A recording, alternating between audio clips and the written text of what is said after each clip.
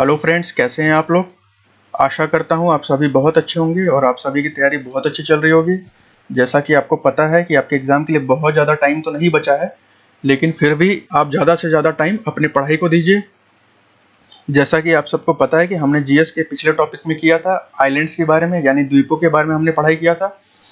आज का हमारा टॉपिक है सोलर सिस्टम यानी कि सौर मंडल। तो चलिए बिना टाइम वेस्ट किए हम चलते हैं अपने टॉपिक पे और शुरू करते हैं गैलेक्सी यानी कि आकाशगंगा। तो देखिए गैलेक्सी क्या होता है। जैसे कि एक सन हो गया, सूरज बीच में होता है और बहुत सारे ग्रह उसका चक्कर लगाते हैं, यानी कि बहुत सारे प्लैनेट इसको रिवॉल्व करते हैं ऐसे। और इसमें बहुत सारे स्टार्स भी हैं, बहुत सारे स्टार्स भी स्काई में आपने देखे होंगे रात में। एस्ट्रॉइड्स भी होते हैं, क्षुद्र ग्रह भी होते हैं, कॉमेट्स भी होते हैं जिसको धूमकेतु बोलते हैं, उल्कापिंड भी होता है जिसको मेटेरॉइड्स बोलते हैं। ये सारे मिलके अगर हम सारी चीज़ों को मिला दें एक में तो उसे बोलते हैं आकाशगंगा यानी कि गैलेक्सी। गैलेक्सी स्फीरिकल शेप में होता है, इस शेप को स्फीरिकल बोलते हैं। गोला नहीं होता है, स्फीयर के शेप में होता है। और यूनिवर्स क्या होता है? यूनिवर्स को हिंदी में क्या बोलते हैं? ब्रह्मांड। ब्रह्मांड क्या होता है? ऐसी बहुत सारी गैलेक्सीज जिसमें सूर्य हो बीच में और बहुत सारे प्लैनेट्स हों, वो सारे को मिला दें तो उसको ब्रह्मांड बोलते हैं। जैसे कि हमारे ब्रह्मांड में बहुत सारी गैलेक्सीज हैं और हमारे गैलेक्सी यानी कि हम जिस गैलेक्सी में रहते हैं उस आकाशगंगा का क्या नाम है? मिल्की वे। याद रखिएगा, मिल्की वे गैलेक्सी हमारी आकाशगंगा का नाम है। हिंदी और इंग्लिश में दोनों में मिल्की वे ही बोलते हैं, तो इसे आप मिल्की वे के नाम से ही याद कर लीजिएगा। और हम ऐसा मानते हैं कि हमारा जो गैलेक्सी है, जो हमारा बिग बैंग थ्योरी हुआ था, बिग बैंग की जो घटना हुई थी उसके 5 अरब साल बाद हमारा ये गैलेक्सी बना है मिल्की वे। बिग बैंग थ्योरी के बारे में अभी हम डिस्कस करेंगे, उससे पहले हम जान लेते हैं कि तारा क्या होता है। तारे जो होते हैं वो हॉट बर्निंग गैसेस के गुब्बारे होते हैं। हॉट बर्निंग गैस क्या होता है? कुछ गैस होता है इसमें जिसमें आग लगी हुई होती है, मीन्स ये जलते रहता है और खुद की रोशनी खुद प्रोड्यूस करता है, खुद इसकी रोशनी खुद होती है। अगर आपने तारों को रात में देखा होगा तो दूर से भी आपने देखा होगा कि चमकते हुए नजर आते हैं। कभी कभी बाहर खड़े होकर तारे गिनते हैं ना, दूर देखते हैं कि ये तारा ये है, वो तारा ये है, तो वो तारे इतने नजदीक नहीं होते हैं। जैसा कि आपको पता होगा हमारा सबसे नियरेस्ट स्टार कौन सा है? नियरेस्ट स्टार कौन सा है? हमारा सबसे नियरेस्ट स्टार है Proxima Centauri. Proxima Centauri Proxima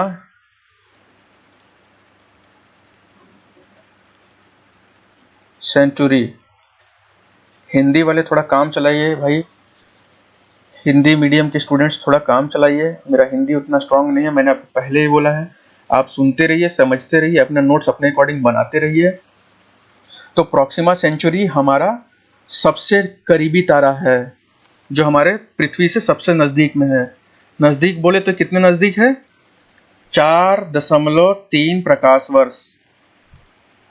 4.3 प्रकाश वर्ष, 4.3 लाइट ईयर्स। और 1 लाइट ईयर में कितना होता है? 1 लाइट ईयर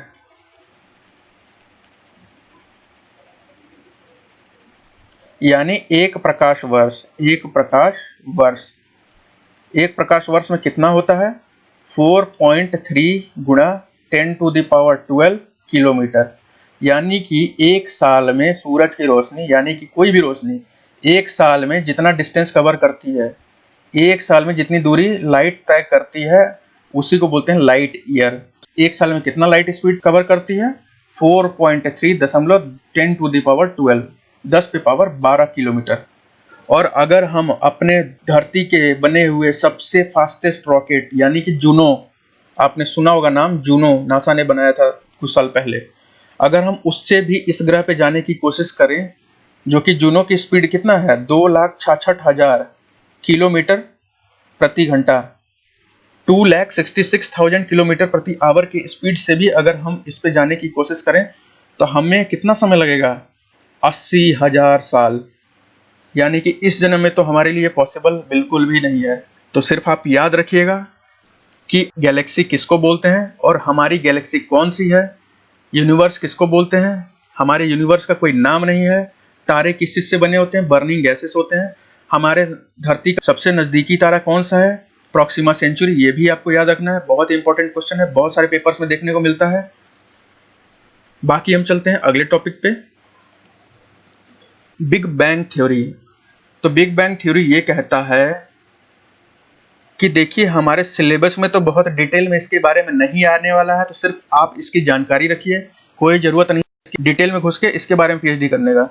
तो आप सिर्फ ये जान लीजिए, जैसे ये कोई सूर्य है, इसके किनारे किनारे कुछ ग्रह हैं जो चक्कर लगा रहे हैं, यहाँ कोई दूसरा सूर्य है, उसके किनारे किनारे कोई चक्कर लगा रहा है, ये जो है गैलेक्सी आकाशगंगा इधर की ओर आ रही है और ये जो है आकाशगंगा इधर की ओर आ रही है। एक समय ऐसा आएगा कि कई सालों बाद जो आकाशगंगाएं हैं वो कुछ इस तरीके की हो जाएंगी, आपस में टकरा जाएंगी, आपस में सारे ग्रह टकरा जाएंगे। जब आपस में सारे ग्रह टकराएंगे तो कुछ इसी तरीके का सिचुएशन बनेगा, बचेगा कुछ नहीं, सिर्फ बचेगा डस्ट, सारा चीज डस्ट बन जाएगा। अब वो डस्ट ब्रह्मांड में क्या होगा, यानी कि वहां घूमते रहेगा, जैसे का तैसे घूमते रहेगा बहुत सालों तक, कई लाख वर्ष लग जाएंगे, कई अरब साल लग जाएंगे। तो उसके बाद धीरे धीरे वो डस्ट इकट्ठा होते होते होते होते बड़ा बड़ा होते होते वो जाके ग्रह बन जाएगा। इसी तरीके से हमारी थ्योरी है कि इसी तरीके से हमारा सूरज, हमारी पृथ्वी और हमारे बाकी के 8 ग्रह जो हैं इसी तरीके से बने हैं।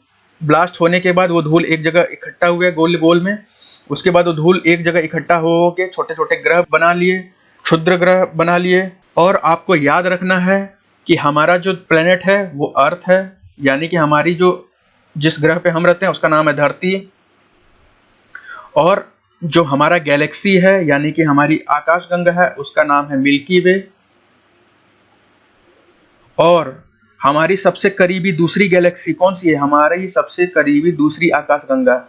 यानी कि अगर ये हमारा मिल्की वे है, अगर हम इसको मिल्की वे मान लें, तो सबसे करीबी जो आकाशगंगा है दूसरी हमारी कौन सी है, उसका नाम है एंड्रोमेडा, ANDROMEDA, एंड्रोमेडा, एंड्रोमेडा। तो याद रखना आप लोगों को, एंड्रोमेडा है जो गैलेक्सी, जो हमारे गैलेक्सी से सबसे करीबी गैलेक्सी है। चलते हैं अगले टॉपिक पे। तो अगला टॉपिक जो है हमारा सोलर सिस्टम, जो हमारा सौर मंडल है, जो कि हमें पता है कि भाई हमारा सूरज है जिससे हमें रोशनी मिलती है। हमारे टोटल 8 ग्रह हैं, एक 9वां भी था जिसे हटा दिया गया, उसकी भी बात करेंगे। सबसे पहला ग्रह है, आप लोग खुद भी आंसर करते रहिए वीडियो देख के, आपको कॉन्फिडेंस बढ़ेगा। अगर आपको पता है तो आपको कॉन्फिडेंस बढ़ेगा, नहीं पता है तो कोई बात नहीं, सीख लेंगे। तो पहला जो होता है उसका नाम है मरकरी, इंग्लिश में बोलते हैं मरकरी, हिंदी में बोलते हैं बुध ग्रह। दूसरा जो होता है उसको क्या बोलते हैं, उसको बोलते हैं वेनस, हिंदी में बात करें तो बोलते हैं शुक्र। तीसरा जो होता है वो तो सबको पता है, अपनी पृथ्वी अर्थ। चौथा जो होता है उसको क्या बोलते हैं, उसको बोलते हैं मार्स, सभी जानते हैं, हिंदी में बोलते हैं मंगल। उसका अगला कौन है, उसको बोलते हैं जुपिटर, हिंदी में क्या बोलते हैं, हिंदी में बोलते हैं बृहस्पति। उसका अगला कौन है, उसका अगला है सैटर्न, हिंदी में बोलते हैं शनि ग्रह। उसका अगला कौन सा है, उसका अगला है यूरेनस, यूरेनस को हिंदी में क्या बोलते हैं, यूरेनस को बोलते हैं अरुण। और जो हमारा लास्ट है उसको बोलते हैं नेपट्टून, NEPTUNE, कहीं कहीं नेपच्यून भी बोलते हैं, और इसको बोलते हैं वरुण। तो याद रखिएगा, Mercury, Venus, Earth, Mars, Jupiter, Saturn, Uranus, Neptune. और हिंदी में बात करें तो बुध, शुक्र, पृथ्वी, मंगल, बृहस्पति, शनि, अरुण और वरुण। तो सीक्वेंस याद कर लीजिएगा। जो पहले के 4 ग्रह होते हैं, यानी कि ये जो 4 ग्रह होते हैं, पहले के 4 ग्रह, 1, 2, 3 और ये 4, यानी कि ये 1, ये 2, ये 3 और पृथ्वी जो हमारी है चौथी, ये चारों ग्रह को मिला दिया जाए, इसको बोलते हैं भीतरी ग्रह। और इसके बाद के जो ये 4 होते हैं, जो ये 4 होते हैं पीछे के, यानी कि ये सारे मिला दिया जाए, 1 2 3 और ये 4, ये जो होते हैं इसको बोलते हैं बाहरी ग्रह। जो आगे के पहले 4 होते हैं वो ठोस होते हैं, यानी कि उनका सरफेस होता है जैसे हमारे धरती का सरफेस है, और बाकी के जो पीछे के 4 होते हैं उनका कोई सरफेस नहीं होता, वो सिर्फ गैस के गोले होते हैं। अगर आपको एक तरफ फेंक दूं तो आप दूसरी तरफ से निकल जाएंगे, और चारों ग्रह में ऐसा ही होता है, आपको किसी ग्रह पे फेंकूं तो आप दूसरी तरफ से निकल जाएंगे। तो चलिए चलते हैं एक एक करके, एक एक को समझते हैं। ज़्यादा डिटेल में जाने की जरूरत नहीं है, हमारे सिलेबस में उतना नहीं है। हमसे सिर्फ सबसे बड़ा ग्रह, सबसे छोटा ग्रह, ग्रहों के चांद, इससे ज़्यादा रिलेटेड क्वेश्चन नहीं आ सकता है, सिर्फ हमें उतना ही समझना है। तो चलिए चलते हैं, हम सूर्य से शुरुआत करते हैं। तो सूर्य के बारे में हमसे सबसे इंपॉर्टेंट क्वेश्चन क्या बन सकता है? देखिए, ज़्यादातर एग्जाम्स में अगर आप देखेंगे तो सूर्य के जो गैस हैं, जो उसमें गैसेस रहते हैं, उससे रिलेटेड क्वेश्चन काफ़ी देखने को मिला है। तो हम पहले उसी की बात कर लेते हैं। सूर्य में सबसे ज़्यादा गैस कौन सा है? सबसे ज़्यादा है हाइड्रोजन है। कितना है? 73%। उसके बाद कौन सा गैस है? उसके बाद है हीलियम, 25%। यानी सूर्य की बात करें तो सबसे प्रमुख गैस उसमें कौन सा है? हाइड्रोजन। एग्जाम में क्वेश्चन आएगा सूर्य के प्रमुख गैसों का नाम, तो आप हाइड्रोजन पे टिक मार के आएंगे। उसके बाद बात करते हैं सूर्य के टेम्परेचर के बारे में। टेम्परेचर यानी कि तापमान के बारे में। तो आपको याद रखना है, ये है 6000 डिग्री सेल्सियस। आपको लग रहा होगा 6000 डिग्री सेल्सियस तो बहुत कम है, तो आपको बता दूं कि सूर्य के अंदर एक कोरोना होता है छोटा सा, जहां न्यूक्लियर फिजन होता है, जहां ये हाइड्रोजन और हीलियम कणों में टूटते हैं, उसका नाम है कोरोना। ये वो कोरोना नहीं है जो चाइना से आया है कोरोना वायरस, ये कोरोना उसको बोलते हैं, अंदरूनी चीज को। उसका टेम्परेचर की अगर बात करें तो 10 लाख डिग्री सेल्सियस से भी ज्यादा है। 10 लाख डिग्री सेल्सियस से भी उसका टेम्परेचर ज्यादा है।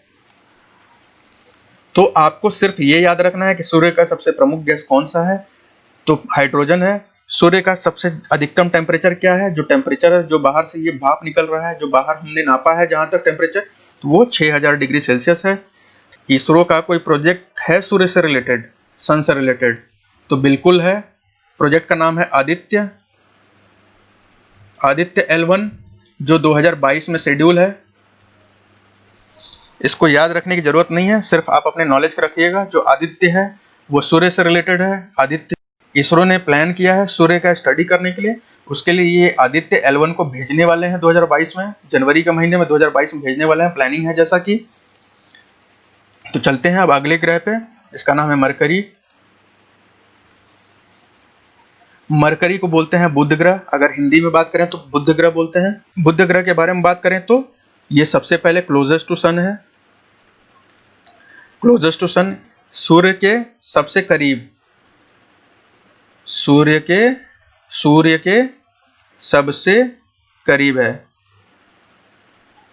अगर एग्जाम में क्वेश्चन आता है कि सबसे नियरेस्ट प्लेनेट टू सन, कि सूर्य का सबसे करीबी ग्रह कौन सा है? बुध ग्रह है। याद रखिएगा, मरकरी ऑर्बिट्स सन क्विकली, सूर्य का चक्कर सबसे तेज लगाता है, सबसे तेज लगाता है। कितने दिन में? 88 दिन में सिर्फ। क्यों? क्योंकि जैसे कि ये सूर्य है, वो यहाँ पे है, तो उसको ये डिस्टेंस कवर करना उसके लिए बहुत बड़ी बात नहीं है, बहुत छोटा डिस्टेंस है। बाकी दूसरों ग्रहों के लिए कि देखिए दूरी ज़्यादा है, तो ऑब्वियस ये बात है डिस्टेंस ज़्यादा होगा, समय ज़्यादा लगेगा। इसके चांद की बारे में बात करें, मून, इसका कोई भी चांद नहीं है, एक भी चांद नहीं है। और ये ग्रह के बारे में बात करें तो जैसा कि मैंने आपको बताया था कि शुरू के जो 4 ग्रह हैं, ये पहला है उसमें, ये ठोस है, इसका सरफेस, ये बहुत गर्म रहता है, लेकिन सबसे गर्म प्लेनेट नहीं है। याद रखिएगा, सूर्य के सबसे करीब तो है, लेकिन सबसे गर्म प्लेनेट ये नहीं है। तो चलते हैं अपने अगले प्लेनेट पे। इससे ज्यादा सवाल आपसे यही बन सकता है कि सबसे करीबी ग्रह कौन सा है? तो बुध ग्रह है सूर्य का। और सूर्य को सबसे पहले चक्कर कौन लगा लेता है? तो उसका भी उत्तर बुध ही है, यानी कि मरकरी। मरकरी है वो प्लेनेट, नियरेस्ट टू सन है, एंड मरकरी ही वो प्लेनेट है जो सन को सबसे पहले रिवॉल्व कर लेता है। चलते हैं वेनस पे, यानी कि शुक्र ग्रह पे। अब वेनस के बारे में जानते हैं। तो वेनस क्या है, यानी कि शुक्र ग्रह क्या है? तो इसके बारे में आपको सबसे पहली चीज तो याद रखना है कि longest rotation period, longest rotation period. अब ये क्या होता है? इसका मतलब होता है अपनी धुरी पे,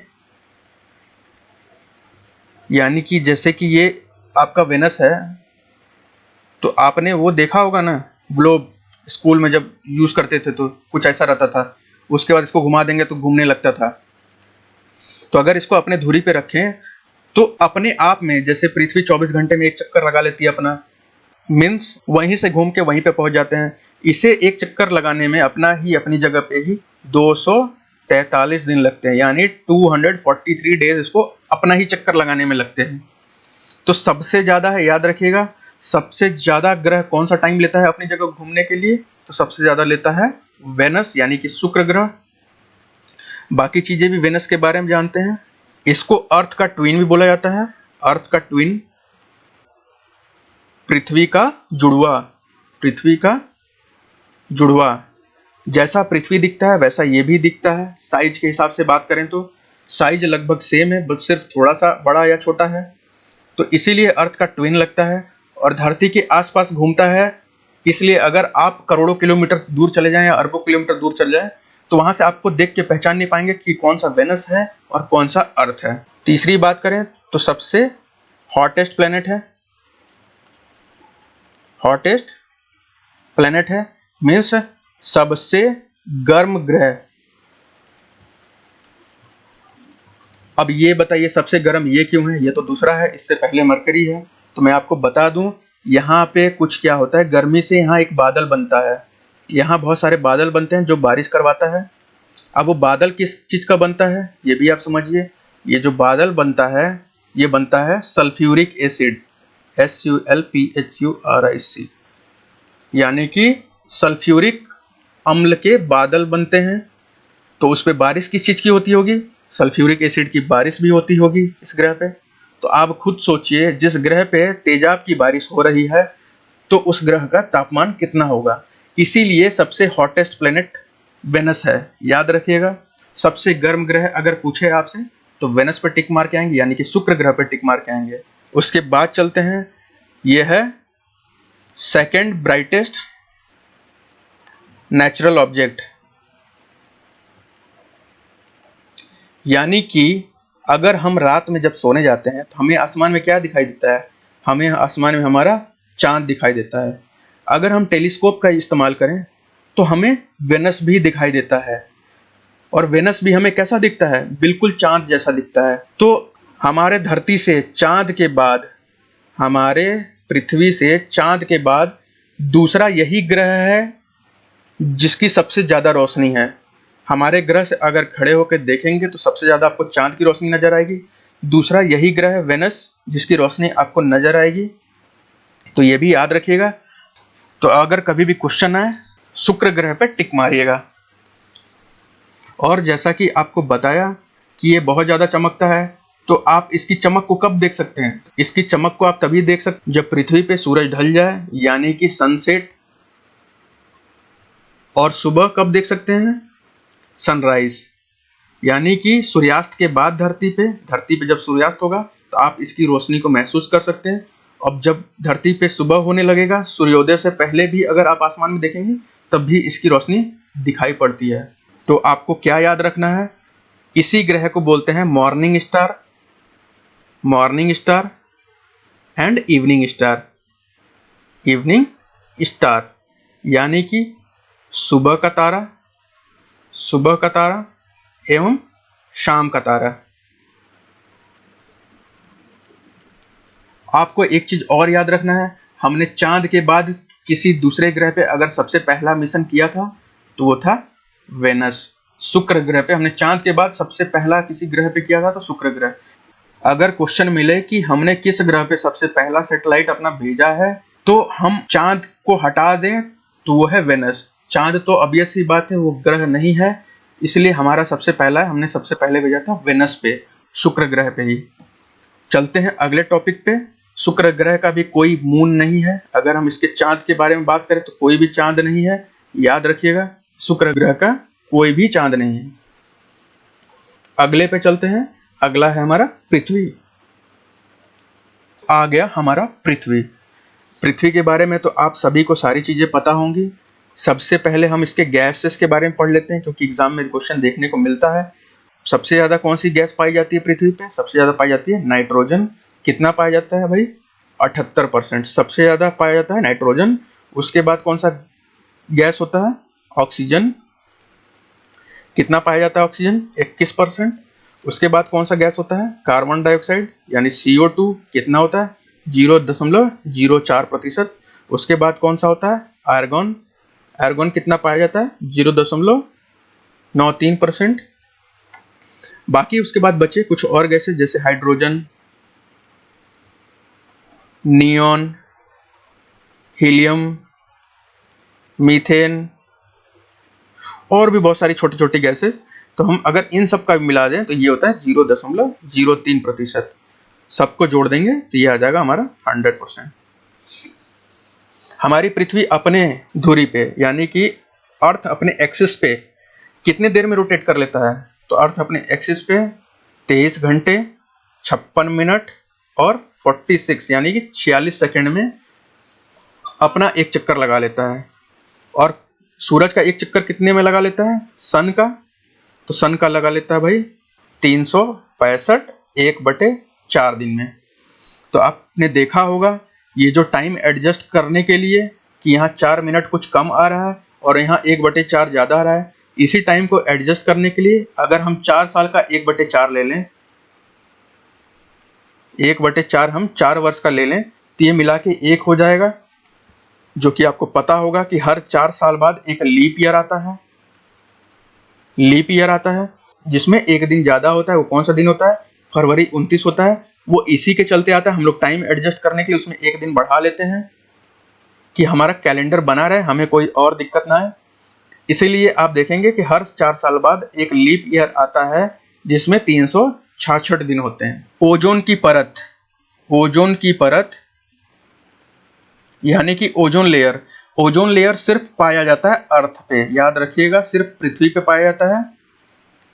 हम उसके बारे में डिटेल में भी पढ़ेंगे, पर अभी फिलहाल के लिए याद रखिए कि ओजोन लेयर सिर्फ पृथ्वी पे पाया जाता है। और पृथ्वी के चांद के बारे में बात करें तो यानी कि मून की, चांद के बारे में बात करें तो कितना है?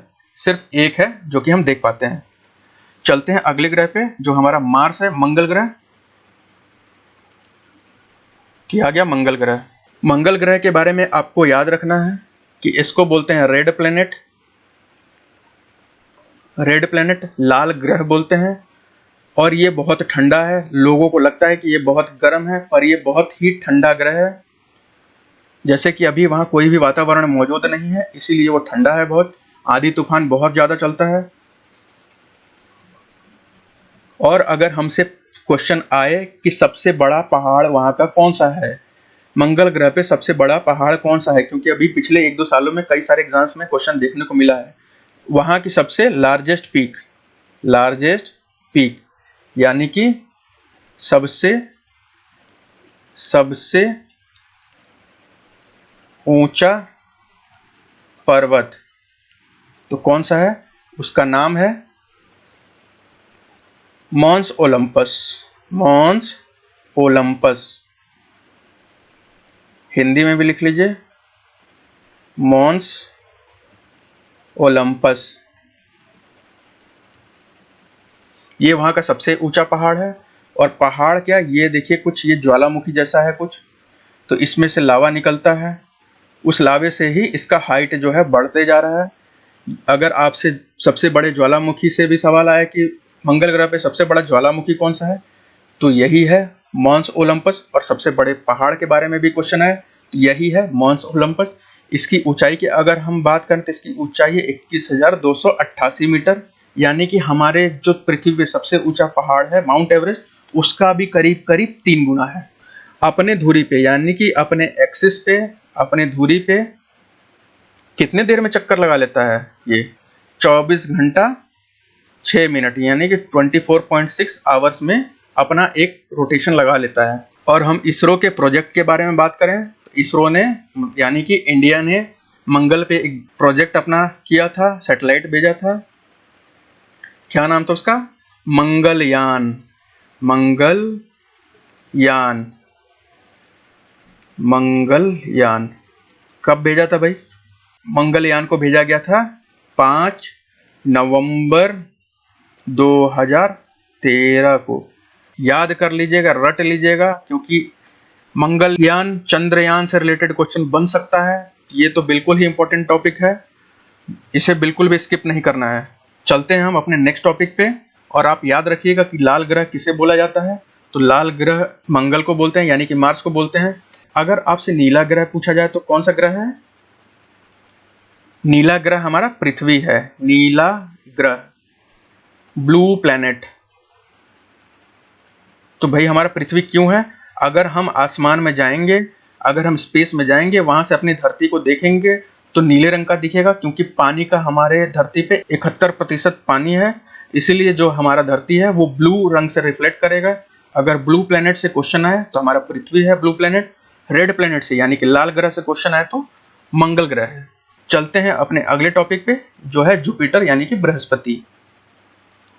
तो आइए जानते हैं बृहस्पति के बारे में। जैसा कि आपको पता है कि सबसे लार्जेस्ट प्लेनेट है, सबसे बड़ा ग्रह बृहस्पति है। अगर हम सारे ग्रहों का वजन एक साथ मिला लें, जुपिटर जो है, बृहस्पति है, उन सारे ग्रह के वजन से भी 2.5 गुना ज्यादा है। तो इसका मास 2.5 गुना सारे ग्रहों से ज्यादा है। इसका शॉर्टर रोटेशन पीरियड है, शॉर्टर रोटेशन है, यानी कि अपने धुरी पे, अपने एक्सिस पे ये घूमने के लिए सबसे कम समय लेता है। तो कितना समय लेता है? 9.9 घंटे, यानी कि करीब करीब 10 घंटे में अपना एक चक्कर लगा लेता है, इतना बड़ा होने के बावजूद भी। अगर हम इस पे गैसेस की बात करें तो इस पे हाइड्रोजन है प्लस हीलियम है। अगर हम इसके चांद की बात करें तो, मून की बात करें तो इस पे 67 मून है, 67 मून है। और सबसे बड़ा कौन सा है? लार्जेस्ट, यानी कि सबसे बड़ा कौन सा है? सबसे बड़ा है गैनेमेडे, गैनेमेडे।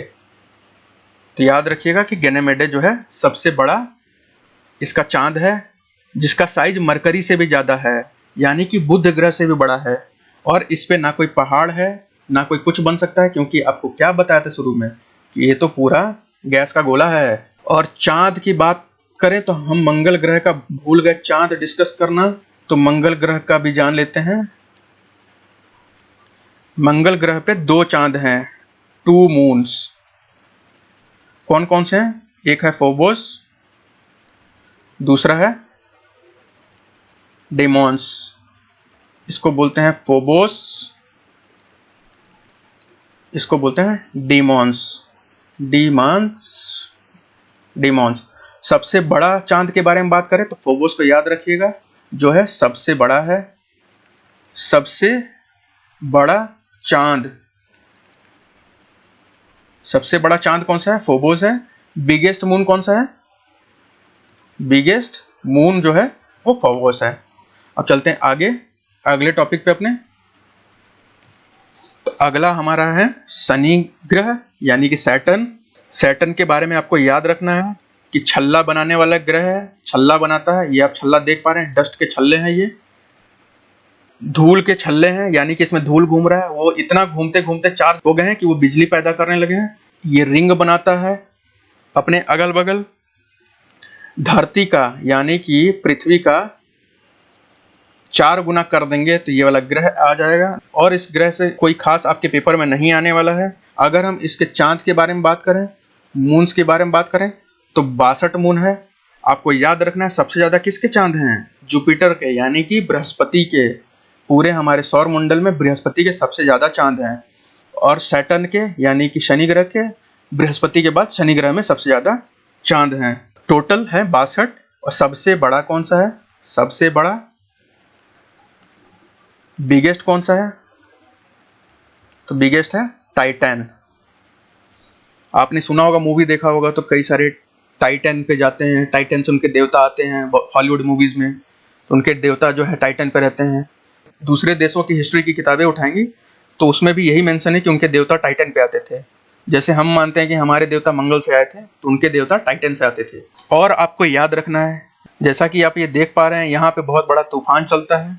और ये जो टाइटन जो है ना, चंद्रमा, जो वहाँ का चांद है टाइटन, उसकी एक खास बात बता दें कि वहाँ पे जैसे ये टाइटन चांद है वहाँ पे एक ज्वालामुखी है जिसमें से लावा निकलता है। लेकिन आश्चर्य की बात यह है कि उसमें से जो लावा निकलता है वो बर्फ होता है। तो साइंटिस्ट उस पर रिसर्च करने में परेशान है कि एक लावा, कहीं जमीन से प्रेशर बढ़ने के बाद जो लावा निकलता है, तो लावे में बर्फ कैसे निकल सकती है, ठंडी चीजें कैसे निकल सकती है। लावा तो गर्म होना चाहिए, वो गर्म निकलना चाहिए, पर इस चांद पे बर्फ निकलता है, बर्फ का ज्वालामुखी है। चलते हैं हम अपने अगले टॉपिक पे। अगला है यूरेनस, यानी कि अरुण ग्रह। अरुण ग्रह क्या है? तीसरा है, तीसरा सबसे बड़ा है, तीसरा सबसे बड़ा है, सबसे बड़ा है, थर्ड लार्जेस्ट है। इसमें भी हल्के हल्के छल्ले बनते हैं, इस ग्रह में भी बहुत हल्के छल्ले बनते हैं, तो आपको पता नहीं चलेगा। फेंट रिंग्स बनते हैं पर वो हमें पता नहीं चलता है। फेंट रिंग्स बनते हैं पर आपको पता नहीं चलेगा, बहुत हल्के रिंग्स बनते हैं। तो याद रखिएगा, अगर एग्जाम में क्वेश्चन आ जाए कि कौन से ग्रह में छल्ला है, तो आपको दो आंसर है आपके लिए। पहला तो है शनि, जिसको सैटर्न बोलते हैं, दूसरा है अरुण, जिसको यूरेनस बोलते हैं। सबसे पहले आप शनि पे टिक मारेंगे, अगर शनि ऑप्शन में ना हो तो आप यूरेनस पे टिक मार सकते हैं, यानी कि अरुण पे टिक मार सकते हैं। इसके अलावा किसी ग्रह में कोई छल्ले नहीं होते हैं। इस पे टोटल अगर मून्स की बात करें, तो चांद की बात करें, तो टोटल है 27 चांद। और हम सबसे बड़े की बात करें, तो सबसे बड़े की बात करें तो सबसे बड़ा है टाइटेनिया। याद रखिएगा, शनि ग्रह का टाइटन, अरुण ग्रह का टाइटेनिया। बहुत आसान है। चलते हम अपने अगले ग्रह पे। अगला ग्रह है वरुण। वरुण क्या है? सबसे दूर है, पहला तो सबसे दूर है, सबसे ठंडा है, सबसे ठंडा है, कोल्डेस्ट प्लेनेट, फारदेस्ट प्लेनेट। अगर मैं आपको इस पे फेंक दूं, आसमान से ले जाके आपको इस पे गिरा दूं, तो आप उस पे गिरने से पहले आप बर्फ में जम जाएंगे। टोटल इसके चांद की बात करूं तो टोटल कितने चांद हैं? इस पे टोटल 14 चांद है, यानी कि टोटल मून्स जो है 14 हैं। सबसे बड़ा कौन सा है? सबसे बड़ा कौन सा है? तो सबसे बड़ा है ट्राइटन। बहुत आसान है, याद रखिएगा। जो है हमारा शनि ग्रह है, उसके चांद का क्या नाम था? टाइटन। हमारा अरुण ग्रह यानी कि यूरेनस का क्या नाम था? टाइटेनियम। हमारा वरुण ग्रह, जिसको नेपच्यून बोलते हैं, उसका क्या नाम था? ट्राइटोन। बहुत ही आसान है, तीनों का एक ही जैसा नाम है, इसमें कंफ्यूज नहीं होइएगा। आप इसको अच्छे से याद कर लीजिएगा, रिवाइज कर लीजिएगा। आगे चलते हम अपने अगले टॉपिक पे। ये है हमारा प्लूटो।